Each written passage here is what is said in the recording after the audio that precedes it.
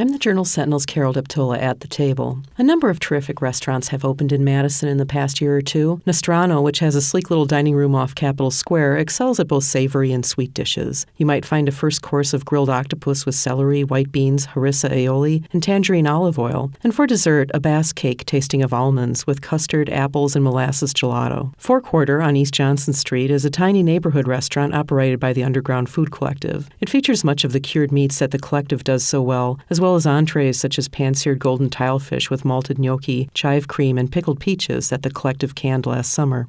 At A Pig in a Fur Coat on Williamson Street, the emphasis is on communal dining, shareable plates, and a relaxed atmosphere. It has bar snacks such as duck fat fries, small plates such as scallop on sweet potato cake with pork belly, apple butter, and vanilla, or cured foie gras and bombolini, the little Italian donuts with guanciale and fig. Read more about Nostrano, Four Quarter, and Pig in a Fur Coat in Friday's Journal Sentinel or at jsonline.com. For News Radio 620 WTMJ, I'm Carol Deptolla.